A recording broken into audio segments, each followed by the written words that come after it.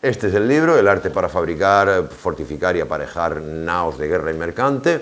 Y en él, como ven, abajo, impreso en Sevilla, en casa de Luis Estupiñán, 1611, dedicado a don Diego Brochero y compuesto por Tomé Cano, capitán ordinario del Rey Nuestro Señor y su consejo de guerra, natural de las Islas de Canarias y vecino de Sevilla.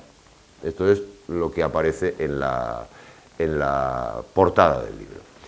Y en esa dedicatoria a don Diego Brochero dice él: tiene el mar, como la experiencia lo ha enseñado a vuestra señoría y mejor sabe, un no sé qué de vivo, cierto o particular espíritu que parece adivina, penetra y conoce el valor y ánimo grande con la suerte próspera o adversa del que en él entra a navegar, especialmente de aquel que sobre sus aguas tiene imperio, mando y gobierno. Bueno, pues como ven, otra de las citas poéticas de las muchas que se pueden sacar, porque la verdad que el hombre, si se pone a hablar de navegación, de barcos o del mar, se vuelve loco y parece un derroche de lírica, ¿no? Y aquí tenemos su firma personal.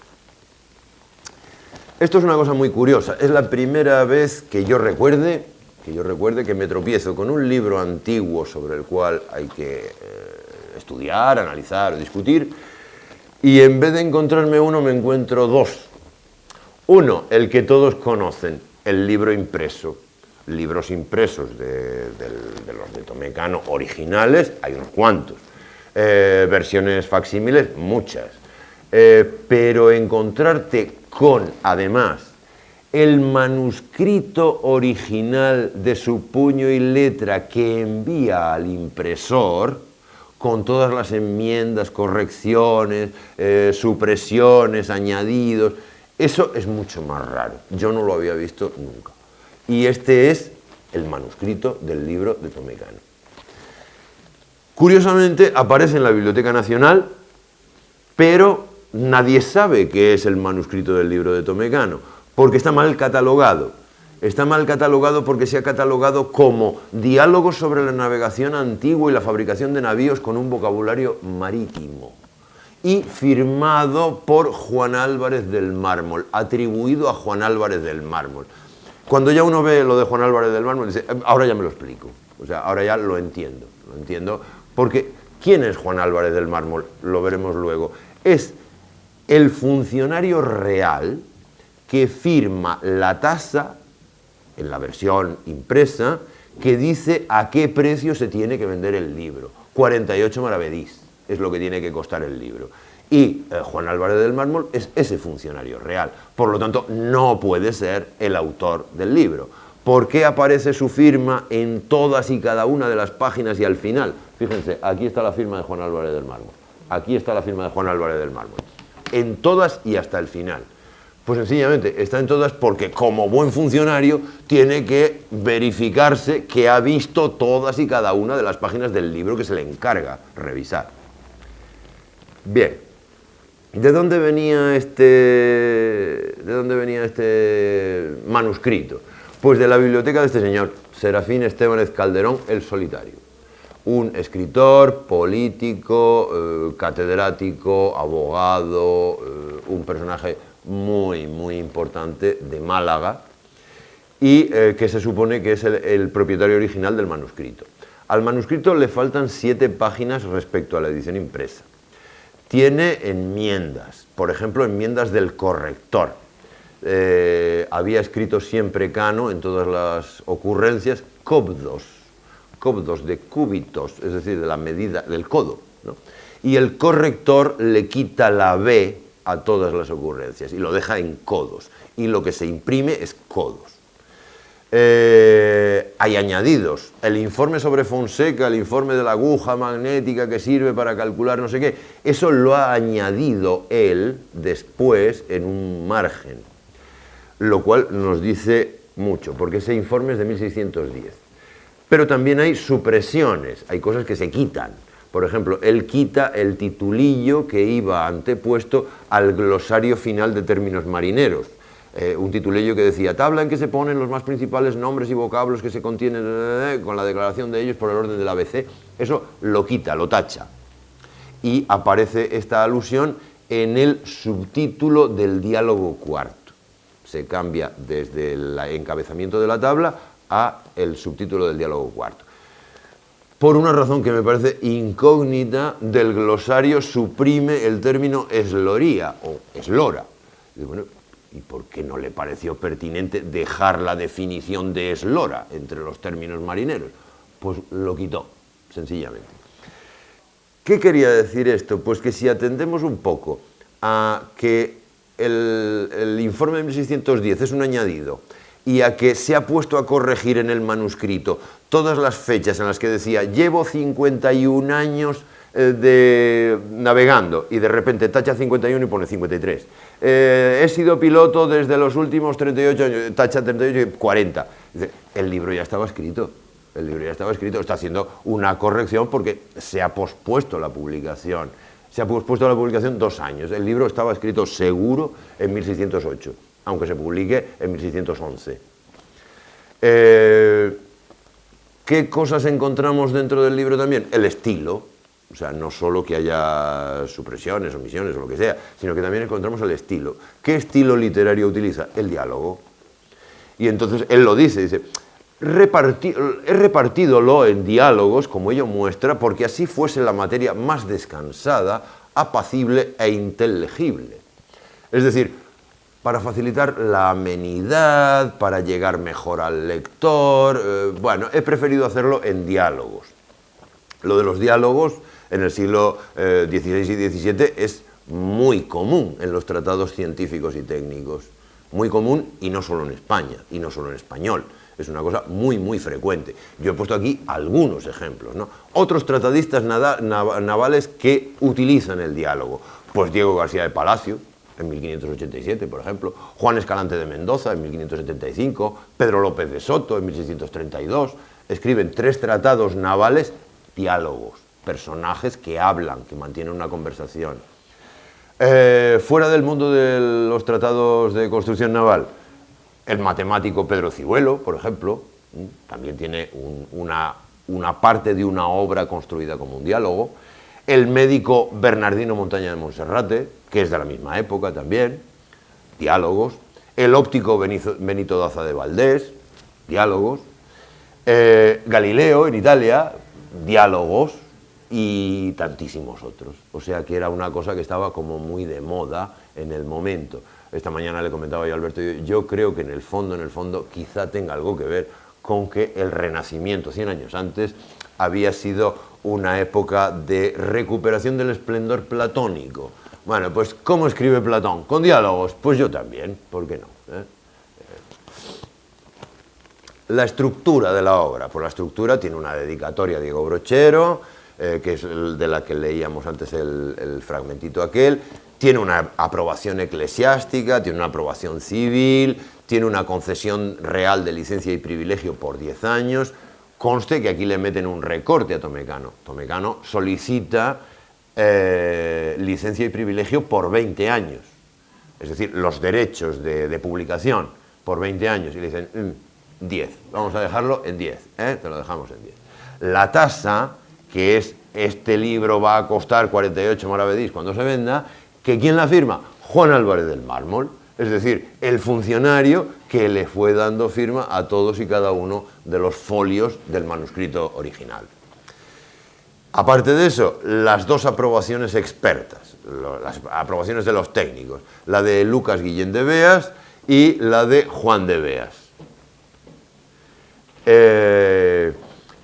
Juan de Beas es el superintendente de fábricas reales de navíos.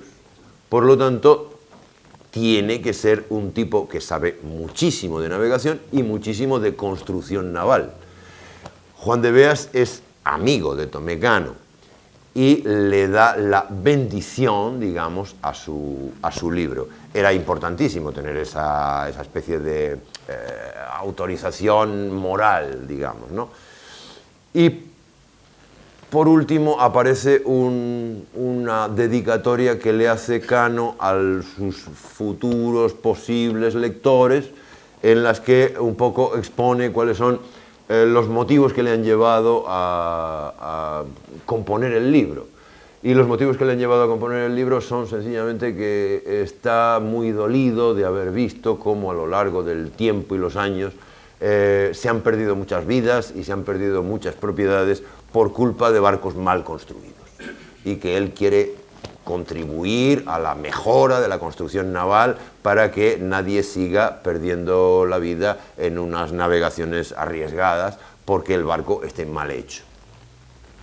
Después de esa dedicatoria al lector, pues los 4 diálogos, el primero, segundo, el tercero, el cuarto, y en el cuarto está el glosario, en el cuarto está ese vocabulario de marinería. ¿Qué aparece en la aprobación civil? En la aprobación civil, que la firma un tal Francisco de Corral y Toledo, dice que el libro es el primero que, reduciendo a cuenta y medida esta fábrica, ha salido a la luz. No es el primero, ¿eh? No es el primero. El libro de Tomé Cano no es el primero que reduce a cuenta y medida la fábrica naval. Ya está antes el de García de Palacios. Y el de García de Palacios se ha publicado 24 años antes. Aparece la aprobación técnica de Lucas Guillén de Beas, el hermano de Juan de Beas. ¿Qué dice? Exactamente lo mismo. La primera forma de navegar reducida a reglas que hasta hoy se ha inventado. Bueno, pues no hay que exagerar. El libro de Tomé Cano es meritorio, pero no tanto como para ser el primero que habla de la construcción naval ajustada a cuenta y medida. Y en esa dedicatoria al lector, pues lo que yo les decía, declaración de intenciones, reducir las dificultades en la navegación que han tenido como consecuencia grandes pérdidas de vidas y propiedades, y que la culpa es de la mala factura de la nave. Bueno, diálogo primero. Se presentan los 3 personajes que van a estar durante todo el libro. Tomé, Gaspar y Leonardo. ¿Tomé quién es Tomé? Pues Tomé es Tomé Cano, obviamente. Habla en nombre propio. ¿Quién es Gaspar? Dice Álvarez Guerra que quizá sea Gaspar de los Reyes, que era un capitán de la carrera. ¿Y quién es Leonardo? Pues también dice, quizá fuese Leonardo de Ayala, que era un receptor de averías de la Casa de la Contratación. Probablemente eran personas que conocían a Tomé Cano, o sea que él puede haber puesto como nombres de sus personajes a amigos suyos, ¿no?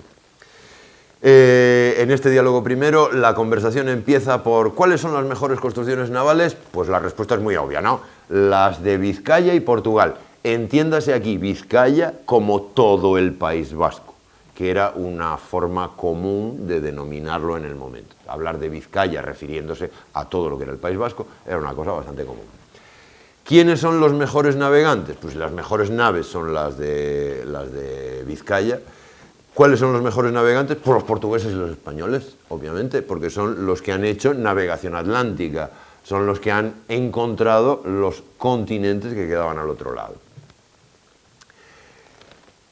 Empiezan las quejas y nos vamos a encontrar con que Cano se queja muchas veces y eso es importante saberlo, es decir, no se corta ni medio pelo a la hora de hacer críticas duras, críticas que personalmente cualquier otro individuo se habría cuidado mucho de hacer, no vaya a ser que tuviesen un riesgo político. Bueno, pues dice él, daban los romanos y otras gentes grandes honras a los dueños de las naos y a los maestres y demás oficiales y soldados con mucho mayor cuidado y gracia de lo que ahora nos corre, con tantos agravios, molestias y embargos con que han apurado y casi destruido la navegación de las naos de nuestros naturales. Esto es directamente contra la corona.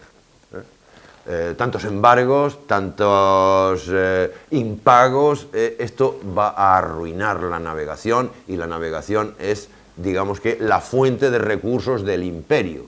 Sin navegación no vamos a ninguna parte. Otra queja más dentro del diálogo primero y ya a nivel más personal, esto ya es más íntimo, no es criticando cómo iba de mal la navegación, esto ya es a nivel personal. Tomé ha navegado 53 años, ha viajado a Indias 29 veces, ha sido piloto 40 años y su condición social es muy modesta, mientras que otros, esto lo dice Gaspar, otro de los personajes, dice, mientras que otros con 2 o 3 viajes se hacen muy ricos, si ya no es que confesemos ser mayor gloria el merecer una cosa, así que no se posea, que no el alcanzarla y poseerla sin merecerla. Es decir, confórmate con que te lo has merecido aunque no lo tengas, y que siempre será mejor que otros que lo tienen, pero sin merecérselo, ¿no? Aquí pues nada, una estampita de Sevilla, un grabado de Sevilla. Y entraríamos en el diálogo segundo. El diálogo primero es de corte histórico, como vemos, un poco decir cuáles son las mejores naves, los mejores marineros y demás. Y entramos en el diálogo segundo, que habla de la buena y perfecta fábrica que las naos de guerra y mercante deben tener y la fortificación que pueden llevar. Fortificación se refiere aquí a fortalecimiento, no a fortificación militar. Lo primero, pues todo se saca de la manga. Ustedes no se han sacado de la manga muchas veces argumentos y demás. Pues todo sale de la manga.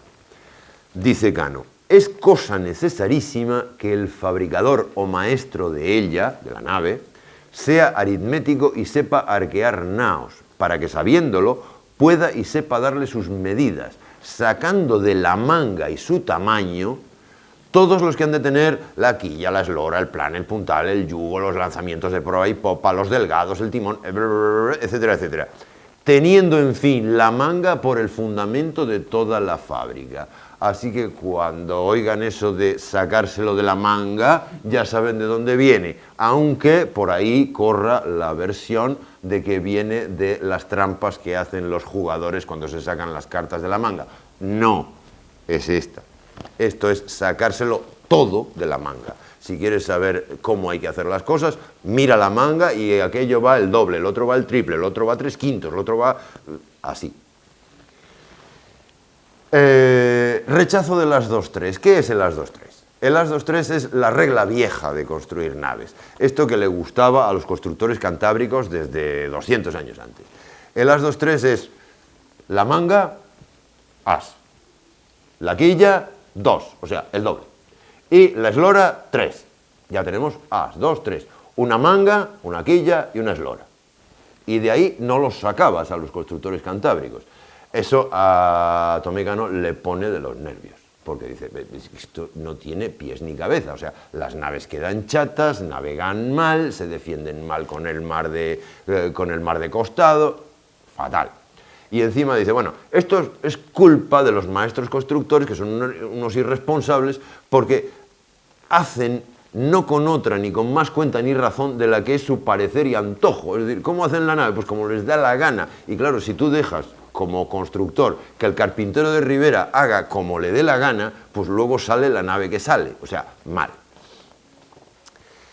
Las naves pueden ser malas con el mar alanca, que quiere decir por popa, que el mar que viene detrás. Y entonces Cano propone, aumentes el número de maderos de cuenta, es decir, aumentes el número de cuadernas.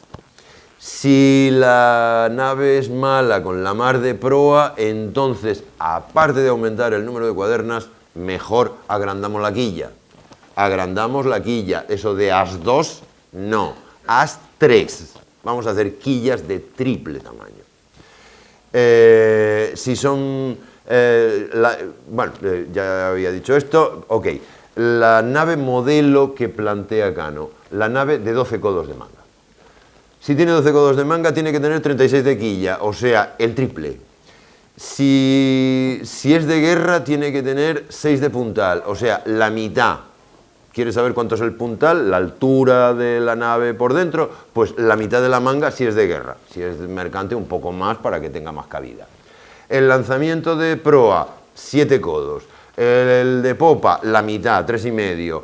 El yugo de popa, 6 codos y medio. El espolón, 3/5 de la manga, los baos a 4 codos y medio de la quilla, y empieza a dar medidas de todo lo que hay que hacer en función de cuál es la medida principal de la nave, que es la manga.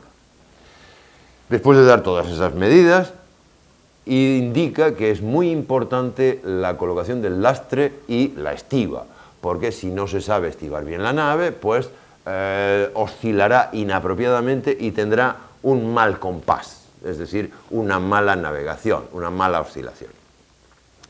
Y por supuesto, los palos hay que colocarlos donde corresponde, no se pueden poner ni más cerca de proa ni más lejos de lo que toca. O sea que han de ir mayor, trinquete, mesana y bowpress, han de ir donde toca.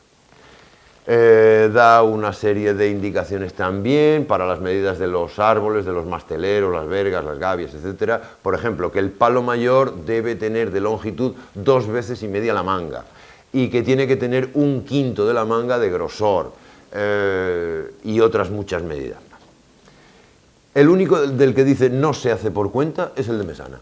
El de Mesana dice no, el de Mesana no se hace por cuenta, este se hace un poco como uno quiera, y cuidado porque los constructores tradicionales tienden a hacerlo demasiado grueso y no hace falta hacerlo tan grueso. Sobre las anclas dice los mejores hierros son los españoles y los de Nápoles, con cables blancos de España. El cable blanco era una cuerda que se fabricaba en Calatayud y que era muy buena. Y decía él, dice, si el ancla está hecha con hierro de Flandes, romperá. El hierro de Flandes es malo. Propone el reforzamiento de la nave, la contrarroda, el contracodaste, los palmejares, las bulárcamas. Está hablando de piezas, ¿no? La roda es la piecita curva que forma la proa. Bueno, pues si quieres que la nave sea fuerte, esa roda se contrarresta por dentro con una contrarroda, es decir, se duplica como pieza y así se vuelve mucho más resistente. ¿Qué ocurre con el codaste, que es la misma pieza pero en la popa? Pues exactamente igual. Es, digamos que el madero que sube, donde se pega el timón, vaya, el madero central donde se pega el timón. Después, si pones por dentro de la nave otro madero igual y complementario a ese, que sería el contracodaste, la nave será más resistente.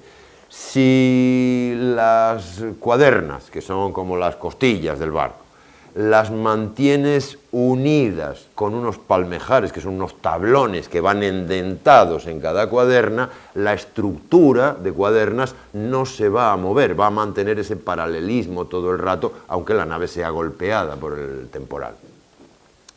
Las bulárcamas, si la nave es ya de cierto porte, grande y demás, sería conveniente que cada una de las cuadernas llevase por dentro también un refuerzo paralelo. Eso es una bulárcama. ¿Por qué hay que hacerlo así? Pues porque si no se hace así, la nave no va a ser resistente. Y eso, una vez que ya la has construido y ya la has botado al mar, eso ya no va a tener arreglo. No se pueden reforzar naves ya en estado de navegación. El diseño original tiene que ser bueno desde el principio, si no, no funciona. Y por eso lo de hacer apología del diseño y del cálculo. Abajo simplemente el emblema del Consejo de Indias. Diálogo tercero. El arqueo. El diálogo tercero está dedicado al arqueo, es decir, al cálculo de la capacidad que tienen las naves. El arqueo es importante para alguien como Cano, que es un comerciante de ultramarinos, un señor que lleva mercancías de un lado a otro del Atlántico. Por lo tanto, es muy importante el arqueaje. Segundo, los métodos de arqueo que había habido hasta la fecha eran puramente empíricos. Se hace la nave y luego se ve cuánto cabe dentro. Pero eso no son maneras de hacer las cosas. Las maneras de hacer las cosas es, haz una nave que tenga este arqueaje. 200 toneladas, pues 200 toneladas. No me presentes luego una que tenga 180, porque es que salió así. No, hay que hacer las cosas bien calculadas desde el principio. Su nave de 12 codos, diseñada para la guerra, tiene una fórmula empírica para calcular el arqueo. Se multiplica la eslora por la manga, por el puntal, se le resta el 5% y se divide por 8. Y entonces te salen 232 toneladas mercantes. Si es de guerra, esas 232 toneladas mercantes se convierten en 278. ¿Pero por qué? ¿Porque crezca el barco? No, es que las toneladas de guerra son las toneladas que paga el rey cuando te quita el barco para llevárselo a una batalla. Y entonces, para compensarte por haberte quitado el barco, lo que hace es que le añade al tonelaje del barco un nominal de un 20% para que cobres un poco más, porque te lo ha embargado, ¿no? Entonces, 232 toneladas reales se convierten en 278 nominales cuando el que tiene que pagar es el rey. Diseñada para mercante sería con más puntal, no con el de 6, con más eslora y entonces harían 296 toneladas y media, que darían 356 para armada. Es decir, que si construimos la nave para guerra, tiene unas dimensiones más contenidas, si construimos una nave para mercante, tiene unas dimensiones más amplias, y entonces cambia el tonelaje. Pero el cálculo es exactamente el mismo. Queja, enésima queja de Tomécano. La corona paga mal la tonelada y además embarga mucho y no puedes hacer nada contra el embargo. Se te llevan el barco y se te llevan el barco y ya está. Entonces te quedas sin barco y mal pagado. ¿Qué hace Cano como propuesta de solución para evitar que tantísimos armadores se arruinen? Cano dice, pues una de dos, o se sube la compensación, o se sube el precio que paga la corona por quitarte el barco, o bien la corona se hace sus propios barcos para la guerra y cuando los necesite los usa. Que los encargue la corona, que los pague la corona, que los apareje la corona, que lo haga todo la corona. Es decir, el final de la polivalencia. Que los barcos de guerra sean de guerra y los civiles sean civiles. ¿Alguien hace caso a Tomécano? Pues no. Hasta 100 años después, o casi 100 años después, nadie hace caso a Tomécano. En 1700, por fin, se empiezan a hacer barcos que son exclusivamente para hacer la guerra, que son los sustitutos de los galeones, los navíos de línea, esos monstruos del mar enormes que se hicieron como el Santísima Trinidad, por ejemplo, que fue una nave espectacular del siglo XVIII. Más quejas, como no, Tomécano siempre se queja. Todo se ha apurado y acabado como si de propósito se hubieran puesto a ello, lo cual ha nacido del daño de los dueños de las naos, cansados de los perjudiciales e importunos embargos. Hoy, y esto sí que nos choca, hoy se tiene por negocio de afrenta o de menosprecio el ser los hombres marineros, dándoselo por baldón. Los hombres cuerdos de la navegación y mareaje se han dejado de ello, retirándose a ser mercaderes o a labrar el campo. Es decir, el abandono de la actividad marinera por el maltrato reiterado y continuado que tenían por parte de los funcionarios reales. Y antes de terminar el diálogo, propone una nueva fórmula de arqueo que corrige a la anterior si lo que queremos saber no es cuánta es la capacidad del barco, sino cuánta es la capacidad del barco para llevar mercadería. Es decir, ¿cuánto te va a caber de mercancías, efectivamente? Y de mercancías que descuenta el espacio necesario para las vituallas, la munición, el pasaje, etcétera, etcétera. La fórmula es mucho más sencilla. Si quieres calcular cuánta mercancía te cabe, la fórmula es esta. Eslora por manga por puntal dividido por 20. Y con eso ya te sale. En su nave saldrían unas 250 toneladas. Dice, bueno, pues si antes salían 296. Dice, sí, bueno, pero es que las 46 que faltan es el espacio ese que vas a necesitar para meter a los viajeros, para meter las vituallas, para meter el armamento, etcétera, etcétera. Entonces ya nos ha dado dos fórmulas de arqueaje que dependen del tipo de resultado que tú quieras. Puedes usar una o puedes usar otra. Por cierto, es la primera fórmula de arqueaje que hay, ¿eh? No hay otras fórmulas previas. Nadie más sabía arquear. Los ingleses arqueaban al bulto. Al bulto quiere decir, haces la nave y luego miras dentro y te pones a medir a ver cuánto cabe allí, ¿eh? Que es una manera totalmente empírica y primitiva. Y llegamos al cuarto y último diálogo. En este cuarto y último diálogo se da fin a todo lo que toca la buena fábrica de la nao, se pone una lista y catálogo de todos los nombres y vocablos marítimos que se contienen en el discurso, con declaración de ellos por el orden del ABC. Bueno, pues lo básico del cuarto diálogo va a ser, obviamente, este glosario, este vocabulario. Y antes del glosario, antes de que empiece el glosario, dice Cano: estoy de acuerdo con Juan de Beas en que hay que reducir el plan, aumentar el puntal y el número de maderos de cuenta, porque esto mejorará la navegación cuando tengo mar de través. El aumento de puntal significa hacer el barco más alto interiormente. El aumentar los maderos de cuenta significa dar más cuadernas, poner las cuadernas más pegadas, más costillas juntas. Y reducir el plan quiere decir achicar la superficie más baja inferior del interior del barco, es decir, esa parte plana que está justo encima de la quilla, la parte más baja del barco, donde está la sentina, digamos, donde se pone el lastre. Entonces, es importante que Tomé Cano responda a Juan de Beas, que es un personaje, el superintendente de Fábricas Reales, le responda diciendo, sí, te doy la razón, haces muy bien, seguramente con estas medidas funcionan los barcos mucho mejor cuando tenemos la mar de través, es decir, cuando nos viene la mar de costado, ¿no? Y ya directamente entramos en el glosario. El glosario tiene solo 72 términos, pero es que a lo largo de la obra se nombran más de 200 términos náuticos y él solo pone 72. Parece ser que dice que es que el resto de los términos que se usan en el libro pues ya son conocidos del público. Bueno, vamos a ver, depende del público. Yo no entendía muchos de los términos que utilizaba, o sea que habría agradecido que Tomé Cano hubiese puesto un vocabulario con 172 términos, mejor que con 72 nada más, ¿no? Algunos de estos términos no estaban en la instrucción náutica de Diego García de Palacio, porque es que Diego García de Palacio, 24 años antes, ya había hecho otro glosario marítimo. En su libro ya había hecho otro glosario marítimo. El de Cano es uno nuevo que recoge muchos de los términos de García de Palacios y añade algunos más, algunos nuevos más.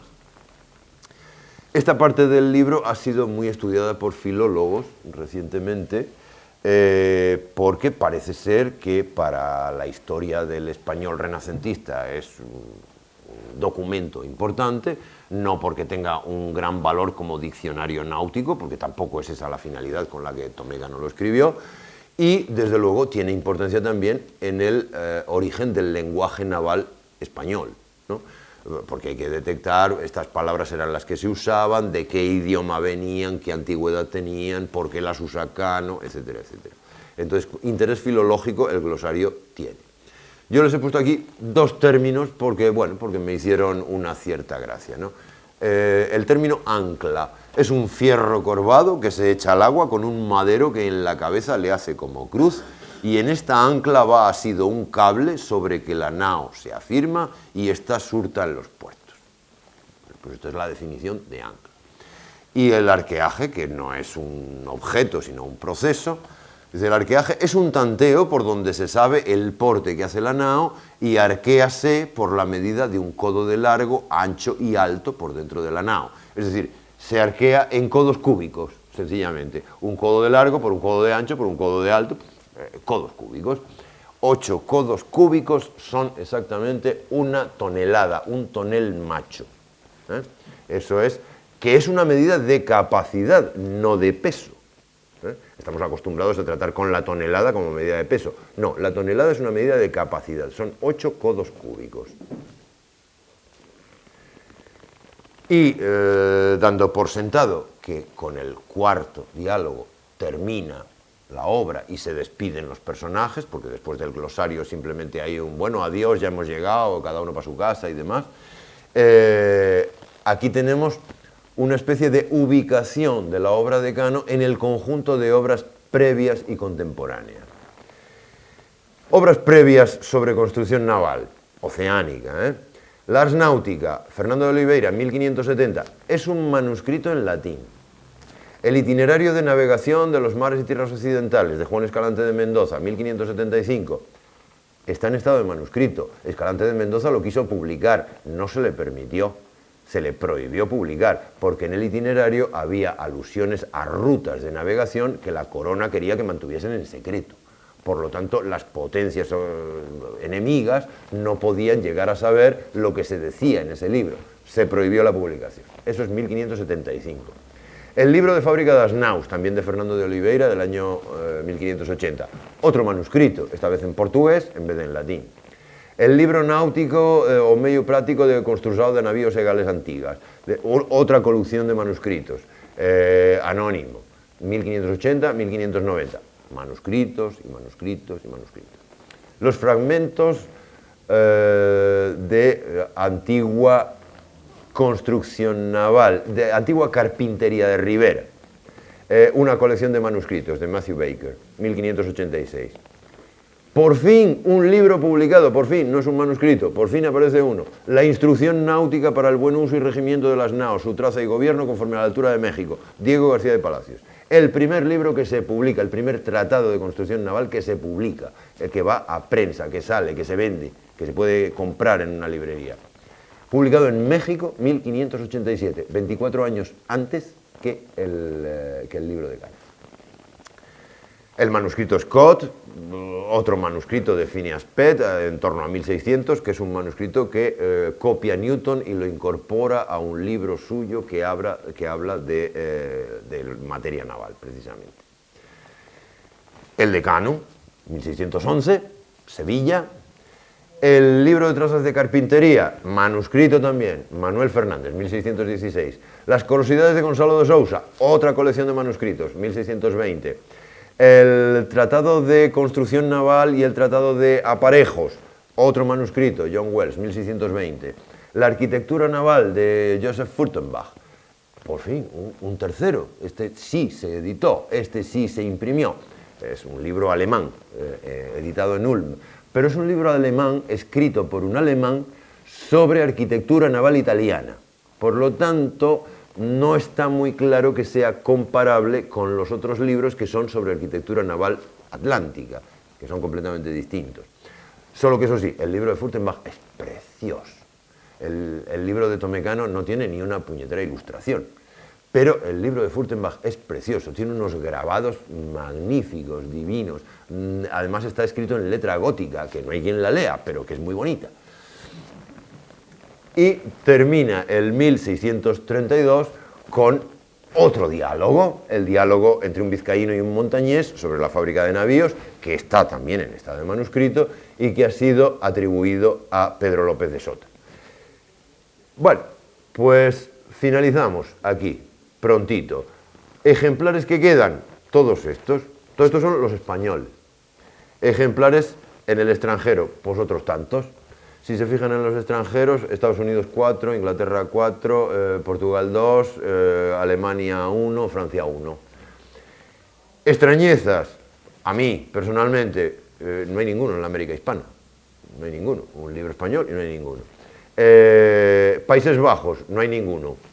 Italia, no hay ninguno. O sea, las potencias constructoras de navíos no conservan un ejemplar del libro de Tomecano, una cosa realmente curiosísima, ¿no? Que haya 4 en Estados Unidos se entiende, porque siempre que hay patrimonio cultural europeo, los Estados Unidos lo compran al precio que sea, ¿no? Y para terminar y decirles adiós, pues aquí tienen una renderización 3D de lo que es el casco de la nave de 12 codos que propuso Tomecano. Es decir, que si a esto cogemos y le ponemos unos mástiles y unas velas, sería la nave de Tomecano puesta en navegación. Pues señores, muchísimas gracias por su atención.